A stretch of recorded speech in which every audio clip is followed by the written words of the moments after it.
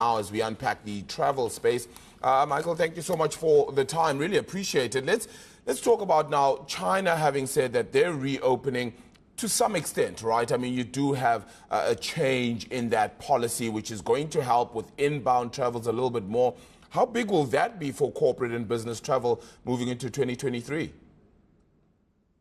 Yeah. So first of all, thanks a lot for having me. I think the effect of China and in general, I think Asia opening up a lot more will be very significant for business travel during the course of probably next year. As there's in general, especially if we look at travel coming out of Europe, there's two big patterns there. One is travel going to the US and one is travel going to Asia, right? And I think so far over the last year, we've been missing one bucket. And I think that's going to change patterns quite a lot. And we see this actually with companies that they are demanding this a lot more now.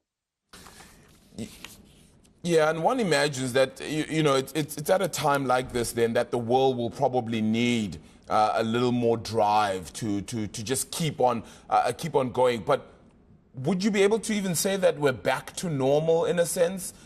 You have companies wanting to increase the amount of business travel, and of course you've had the video calls and all of those taking up a lot of the time. But would you say we're back to normal in a sense? Yeah, I would say in a sense we are pretty much back to normal. I mean, there's a lot of different effects, but if you compare, let's say this year or for example, the last 3 months to the last 3 months the year before, we've seen business travel grow by roughly 500%, right? And we know that the year before was still affected by COVID. But as you also mentioned before, right? So I think especially large corporates, for example, they are spending more right now already than they did pre-pandemic, right? And part of this is due to also travel patterns changing, right? So there's a lot more remote work, which means that often travelers or employees actually travel there for conferences, they have more meetings and so on, as they're spend less time in the office, but more during specific meetings, right? So I think that's part of what drives this. What about inflation then? I mean, that has certainly been a key ingredient to rising prices.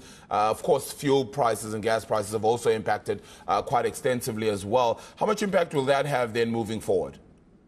Yeah, I think this plays a little less a role in business travel than actually in leisure travel, because a lot of the trips, there's no question, but employees need to travel for a certain meeting, for meeting a certain client, and they wouldn't be doing business if they weren't to travel, right? So this is why it's, I'd say, a little less sensitive. That being said, we have seen in prices, especially going up during summer, they've gone a little down towards autumn and winter right now. But in line with what we've heard before, I think prices will stay comparably high, which means that customers will likely have slightly shorter trips. But then in terms of the spend, this would still mean the same level of spend, right? But probably on less days or a few less trips.